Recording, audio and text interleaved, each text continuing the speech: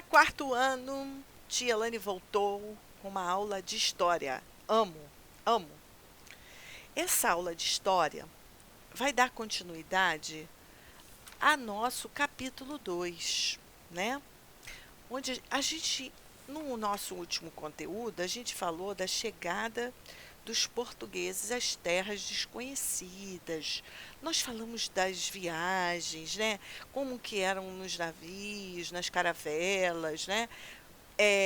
Como que era a, a toda a dinâmica, quem trabalhava, quem estava presente no navio, né? Agora, dessa vez, nós iremos fazer um trabalho muito legal, um trabalho que vai depender do seu olhar. Então, vamos lá. É, Lá na página 24, nós temos a Carta Náutica do século XVI. Então, vamos lá. Para viajar pelo Oceano Atlântico, conhecido como Mar Tenebroso, os europeus perceberam que precisavam de cartas náuticas precisas. O que são cartas náuticas? Mapa usado para navegação, que destacava os mares e os oceanos. Então, vamos lá. As que existiam até então já tinha a Rosa dos Ventos. Todo mundo sabe, né? Que são rosas dos ventos. E também alguns desenhos que forneciam informações sobre o local representado. Esses mapas também mostravam diversos elementos do imaginário dos povos europeus sobre as regiões e os mares desconhecidos, criaturas monstruosas e animais gigantes que devoravam embarcações. São exemplos disso. Então vamos lá.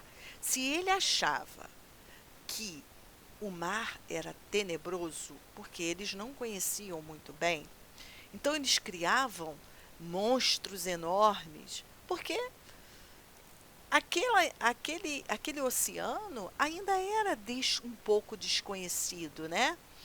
Então, eles representavam um mundo imaginário dele. Também havia informações reais. Por exemplo, os elementos naturais de algumas áreas, como rios, florestas, a existência de animais, como aves, porcos e cavalos. A partir do início do século XVII, à medida que o conhecimento náutico avançava, quer dizer, no decorrer das navegações, que eles foram conhecendo e vendo que aquele mar não era tão tenebroso assim, e que ele já foi descobrindo tudo, esse mundo imaginário dele e fantástico, os seres fantásticos, foram desaparecendo dos mapas. Então vamos lá. Essas características podem ser observadas na carta náutica reproduzida abaixo. Aqui nós temos uma carta náutica. Então vamos lá. Agora está na hora do nosso trabalho. Vocês estão vendo que eles tinham uma necessidade de registrar. Primeiro, porque ele tem que voltar ali e já sabe o que vai encontrar. E ele descrevia sempre tudo.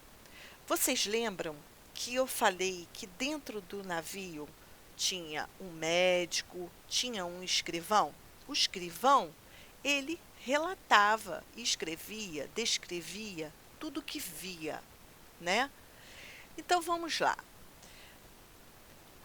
Vocês irão fazer um trabalho de história onde vocês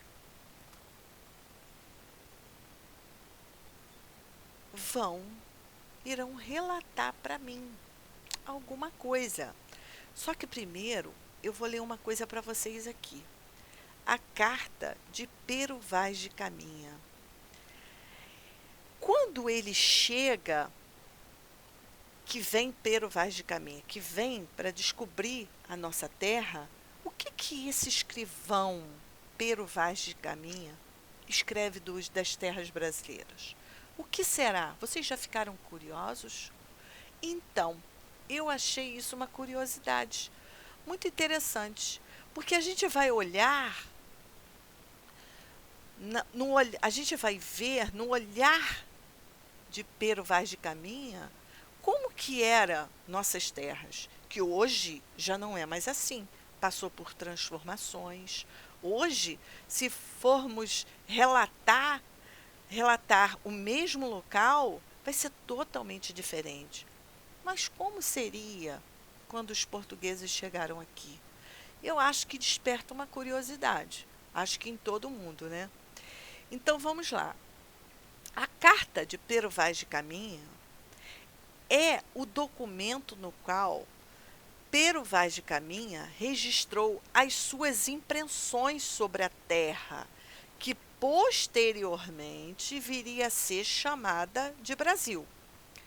É o primeiro documento escrito da história do Brasil. Faz parte da história do Brasil. Costuma ser erroneamente considerado o marco inicial da obra poética escrita no Brasil. Quer dizer, não é certo, né? Porém, para ser obra literária, precisaria ter características irreais, já que a carta é documento histórico que descreve a realidade do território vista aos olhos de um escrivão. Tudo aquilo que eu falei para vocês. É o olhar do escrivão. E por que ele não pode ser uma carta literária? Porque ela é real. Ele relatou, é um documento que relata com maior realidade possível. Então, o escrivão da frota de Pedro Álvares Cabral Caminha enviou a carta para o rei Dom Manuel I em 1469, 1521, para comunicar-lhe o descobrimento das novas terras, datada de Porto Seguro, no litoral da atual Bahia. Olha onde ele chegou.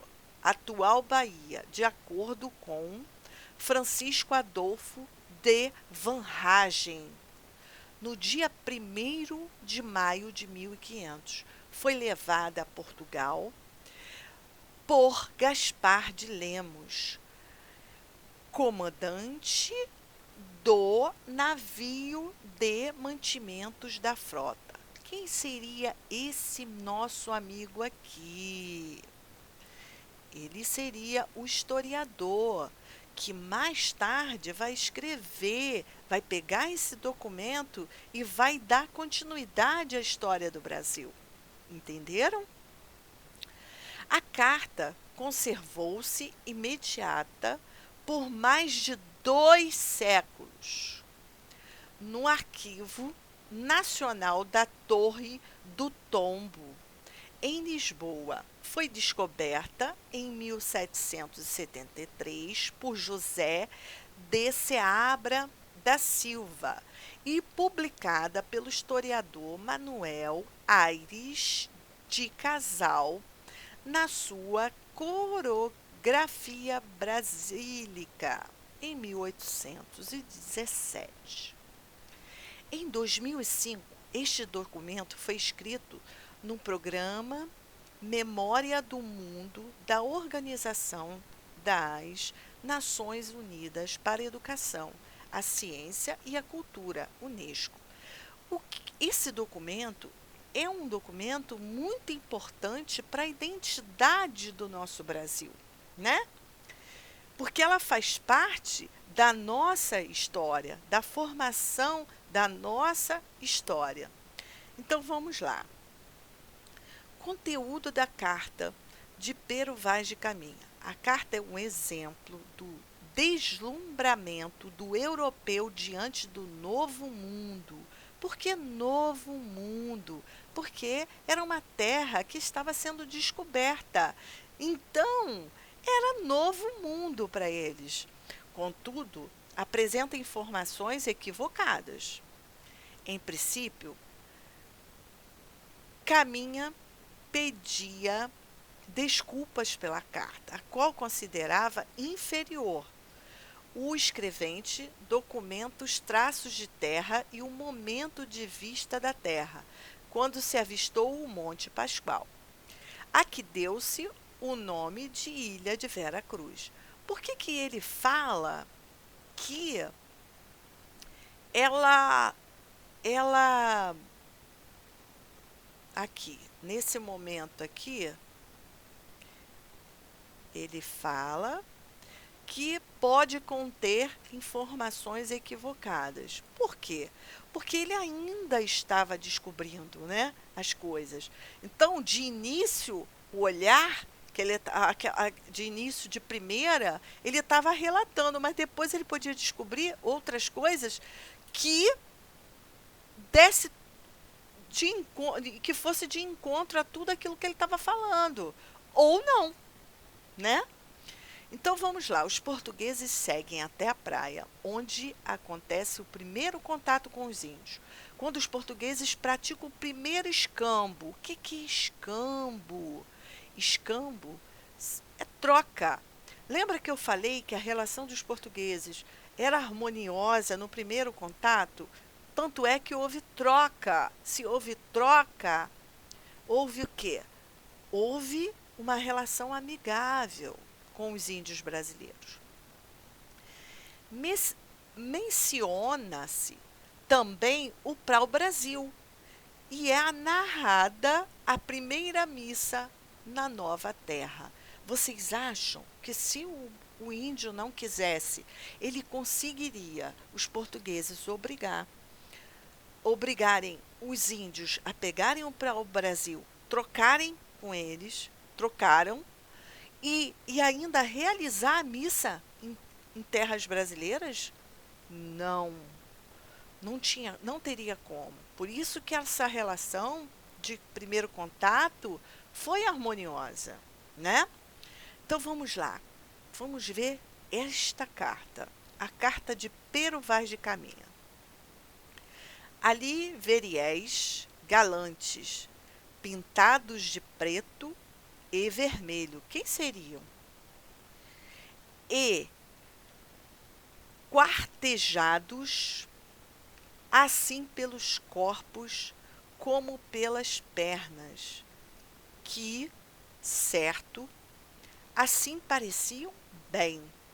Quer dizer, eram pintados de preto, de vermelho. Olha como ele descreve, com pernas, assim, pelos corpos como pelas pernas. Quer dizer, eles eram pintados assim pelos corpos e pelas pernas. E eles também, ó, que certo assim pareciam bem. Quer dizer que com toda aquela pintura eles pareciam bem.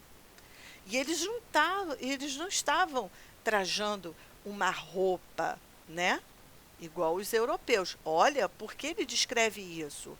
Porque os europeus estavam chegando de roupas, imagina, né? Também andavam entre eles 4 ou 5 mulheres novas, que assim nuas não pareciam mal, quer dizer, mesmo naquele estado, elas não estavam sentindo vergonha. Porque os europeus estavam vestidos, né? Mesmo sem roupa, olha só, esse é o olhar do europeu. Entre elas andava uma com uma coxa do joelho até o quadril e a nádega toda tingida daquela pintura preta. e em todo o resto da sua cor natural. Quer dizer que tinha pintura preta, mas todo o resto sua cor natural. Então ele descreve o quê? Um índio só com pinturas. Outra trazia ambos os joelhos com as curvas assim tintas e também os colos dos pés e suas vergonhas tão nuas e com tanta inocência assim descobertas, que não havia nisso desvergonha nenhuma. Quer dizer, ele estava despido, porque no olhar do europeu ficar despido era vergonha, mas do índio, culturalmente, não. O que a tia está mostrando para você? Que existe uma diferença de cultura tão grande aí que ele relatou na carta aos portugueses, né? Todos andam raspados até por cima das orelhas, assim mesmo de sobrancelhas e pestanas. Trazem todas as testas, de fonte a fonte, tintas de pintura preta, que parece uma fita preta da largura de 2 dedos. Onde eu estou?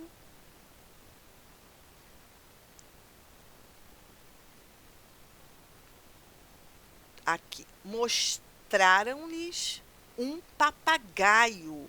Olha, ele descreve que o quê? Um papagaio pardo que o capitão traz consigo, quer dizer, ele trouxe com ele. Tornaram-no logo na mão e acenaram para a terra, como se houvesse ali. Mostraram-lhes um carneiro, não fizeram caso dele. Mostraram-lhes uma galinha, quase tiveram medo dela e não lhe queriam pôr a mão. Então, olha só, os portugueses trouxeram o carneiro e a galinha, mostraram para os índios. O índio mostra o papagaio. Depois lhe pegaram, mas como espantados, deram-lhes ali de comer pão e peixe cozido, confeitos fárteis, mel, figos passados. Não quiseram comer daquilo quase nada, e se provavam alguma coisa, logo a lançavam fora. Quer dizer, os índios não quiseram comer da comida dos portugueses. Por que será? Primeiro que não fazia parte da cultura deles, não fazia parte do cardápio deles. Então o sabor do índio era diferente do sabor do branco, né? Então alguns que queriam experimentaram, botaram a boca, mas logo lançaram fora. Trouxeram-lhe vinho em uma taça. Quem trouxe o vinho numa taça? Os portugueses. Mal lhe puseram a boca. Não gostaram dele nada, nem quiseram mais. Olha só, os portugueses trouxeram vinho na taça, mas ele não quis beber. Trouxeram-lhes água em uma albarrada. Provaram, cada um o seu bochecho, mas não beberam. Apenas lavaram as bocas e lançaram-na fora. Viu um deles umas contas de rosário brancas, fez sinal que las dessem e folgou muito com elas e lançou-as ao pescoço. Olha só, Ele pegou as contas do rosário, o índio, e colocou no pescoço. Quem trouxe foi os portugueses. E depois tirou-as e meteu-as em volta do braço. E acenava para a terra e novamente para as contas e para o colar do capitão, como se dariam ouro por aquilo. Caminha Pero Vaz. Então vamos lá. Você vê que há um encontro de culturas, né? Há um encontro da cultura dos portugueses e a cultura dos índios. Os portugueses trazem o vinho, trazem o de comer, e os índios não estão acostumados com aquele sabor e não confiavam, né? Porque até água eles rejeitaram. Agora é a hora do nosso trabalho. Agora é você. Imagina que eu nunca tivesse ido na cidade de Cabo Frio e você me apresentará. Escreva uma carta onde você descreva a cidade de Cabo Frio. Descreva a cidade e seu aspecto geográfico. Aspecto geográfico, o que seria? Vamos lá. Como que é o aspecto geográfico de Cabo Frio, né? É mar, é rio, tem rio. Como que é? Tem montanhas, é planalto. O que que tem nessa cidade? Como que é a vegetação dessa cidade, né? Isso aí vocês que vão me dizer. E geográfico e cultural. Você vai relatar atualmente, levando em consideração todos os acontecimentos que deseja enfatizar.